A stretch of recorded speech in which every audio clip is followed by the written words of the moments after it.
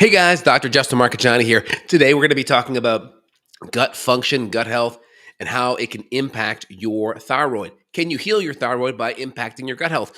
We're going to dive into this topic today. Before we do, please smash the like button. Love to see your comments down below on the topic. So it's really important. Can you improve your thyroid health and function by improving your gut health and function? Yes and no. I mean, everything is holistic. You have to look at all the big stress inputs that are coming into your metaphorical stress bucket. This is where all stressors culminate, whether it's physical stress, right? Over-exercising, under-exercising, physical pain, emotional stress, work, financial, relationship, etc., and then chemical stressors. These are the hidden inflammation sources that functional medicine is so great at figuring out. These could be gluten sensitivity, this could be mold toxicity, this could be heavy metals, this could be blood sugar instability, this could be nutrient deficiencies, this could be gut issues, gut absorption, microbiome issues. All of the above could be a factor. And so when we look at gut health, here's the deal. Most thyroid issues tend to have an autoimmune etiology or component.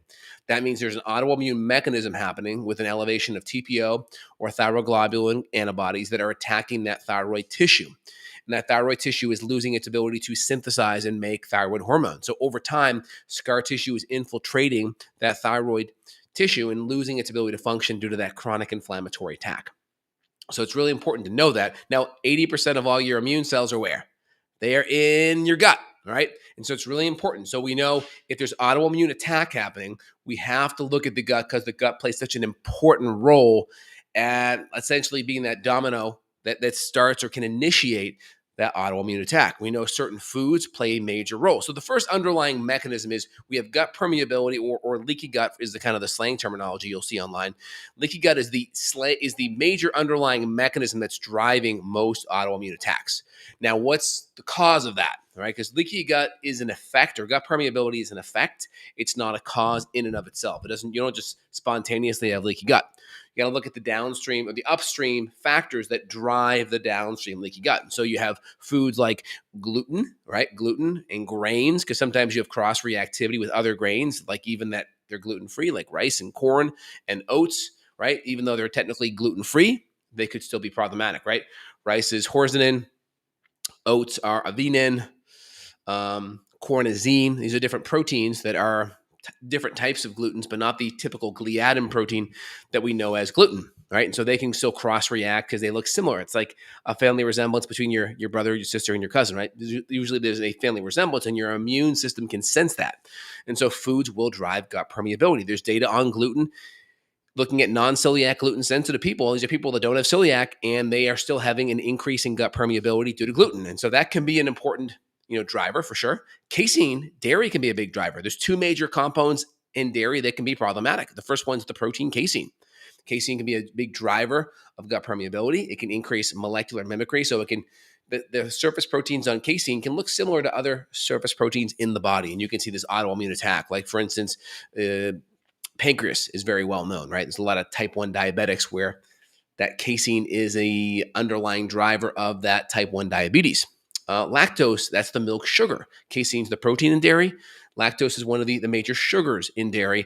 Most people have lactose intolerance. They just can't break it down. If they can't break it down, the body tends to get diarrhea and will push that out faster. And maybe some malabsorption. You may not be able to break down and absorb some of the nutrients in your gut. So, of course, food allergies are a big one. I gave you the gluten. I gave you the dairy. I gave you lactose.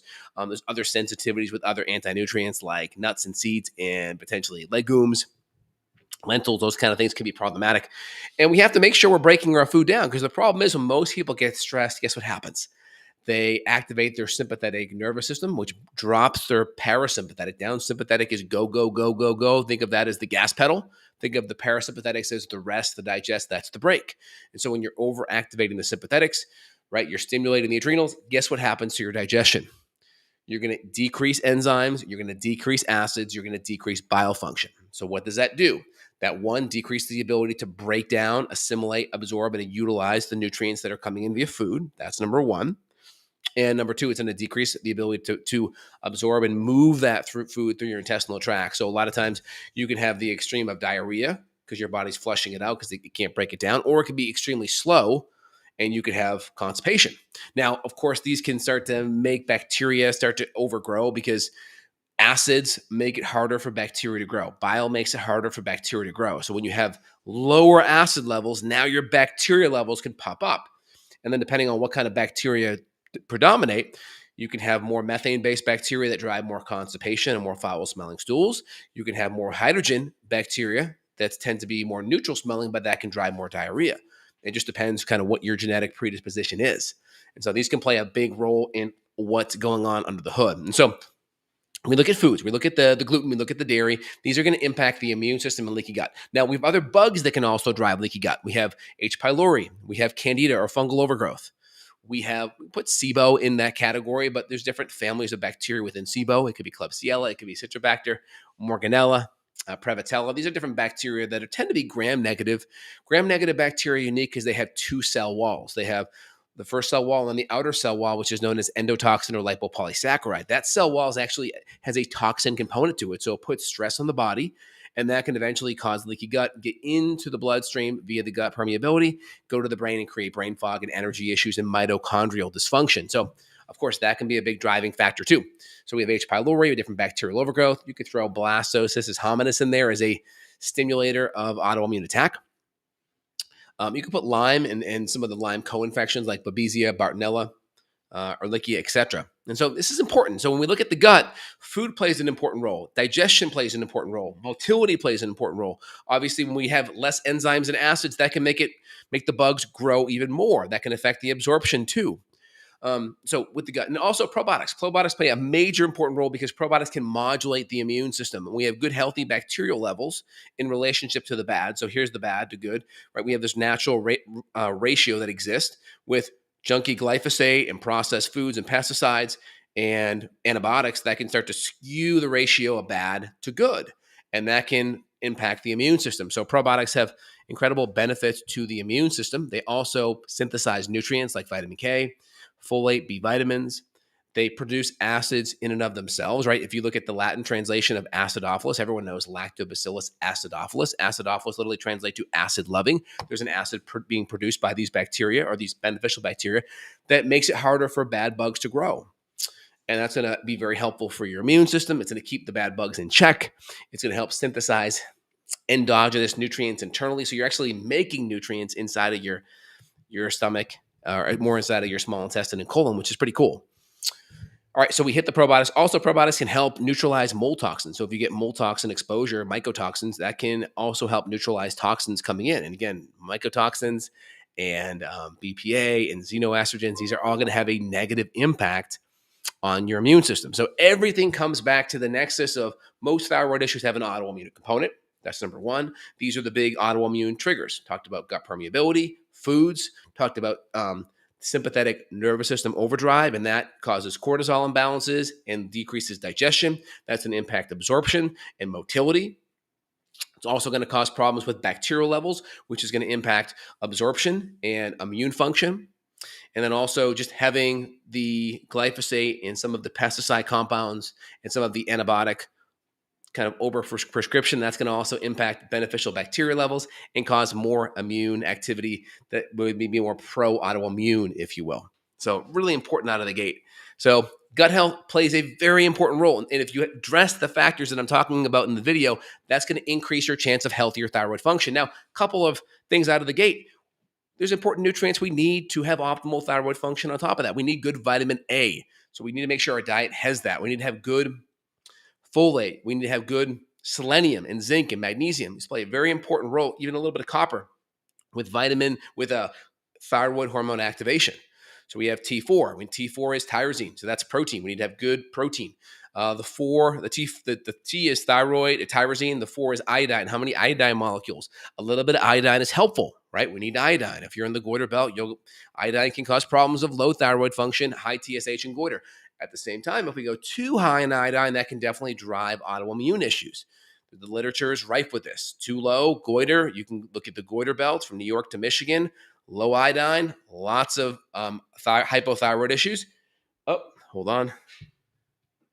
I got my dinner right here. My dog with butter is trying to eat it. My dinner, so you guys can see here. I got some salsa. I got some guacamole. I got some cilantro, and I got some grass-fed beef and tomatoes in there. That's my wonderful dinner my wife made me while I'm making videos for y'all. So in general, so going with that. So iodine, double-edged sword on that. So a couple hundred micrograms is okay. Again, look at your antibodies. If your antibodies are sky high and you have a lot of inflammation there, maybe no iodine outside of maybe just what you're getting in food, and then really work on the selenium, the magnesium, full-on autoimmune diet, and really calm down the inflammation. That makes a huge difference out of the gate. But iodine is important. I don't want you to say no because there is data on the goiter belt and low iodine. I think people are getting at least some if you're eating some good quality, eggs, beef, some mushrooms, some fish. You're going to get a couple hundred micrograms here or there. If you're getting a good multi, you're going to get 150 micrograms in a good multi. But out of the gate, if there's acute autoimmune issues, it can't hurt to go without for a period of time and focus on all the nutrients, the selenium, the magnesium. CoQ10 is very helpful at calming down antibodies.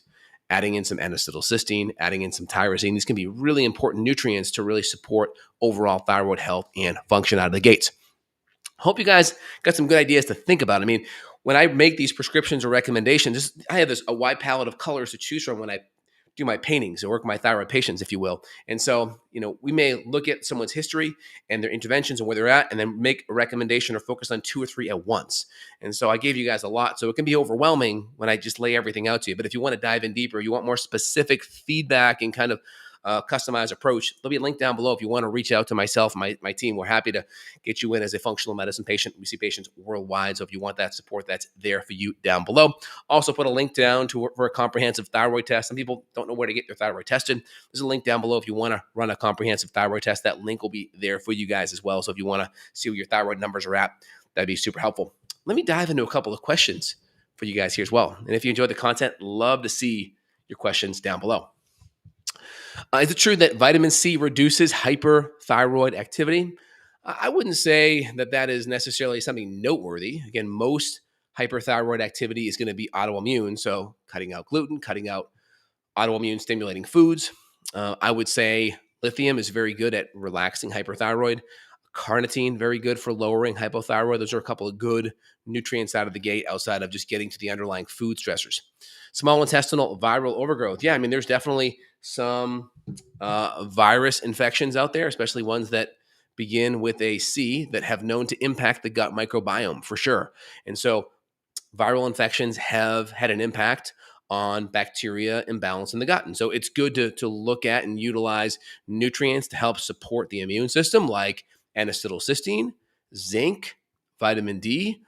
N-acetylcysteine will help bump up and modulate glutathione. So you could take glutathione along with that, whether it's in a reduced or acetyl or liposomal form is good. I like having NAC as well because NAC can cross the blood-brain barrier and convert to glutathione in the brain.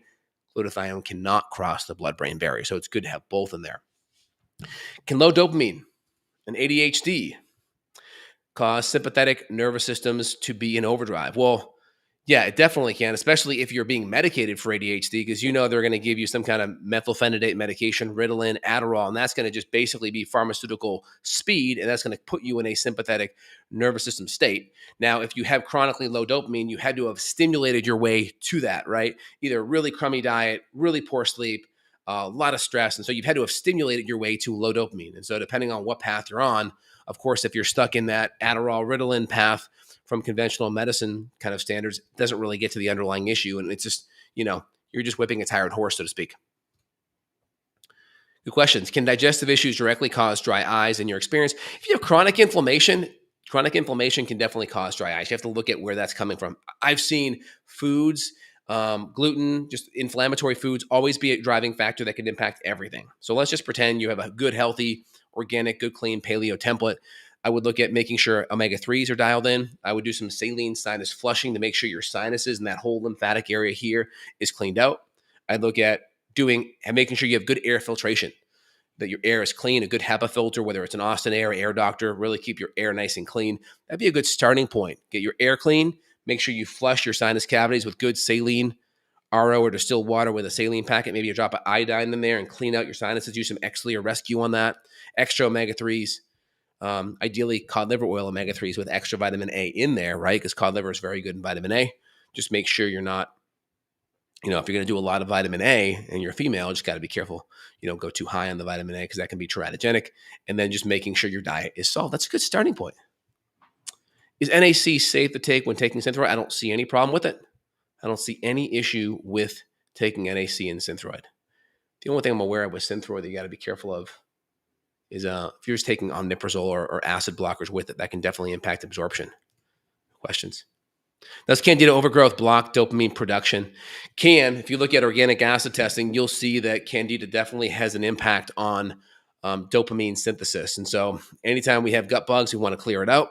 We want to make sure we support the ability to break down these foods, enzymes, acids, biosupport, and adding in extra amino acids. Now, if you're having a lot of dopamine issues, you always want to modulate the adrenals too, because if we're in that chronic sympathetic state, that can definitely cause an overdrive, because adrenaline is going to be made when you're in a stressed out sympathetic state. And adrenaline is a postcursor to dopamine. So dopamine is the precursor. So it goes phenylalanine, tyrosine, L-dopa, dopamine, and then either adrenaline, noradrenaline downstream, right? Adrenaline, noradrenaline, or epinephrine, norepinephrine. And so if you're stimulating the adrenaline catecholamine pathways down here, then dopamine will eventually be depleted, right?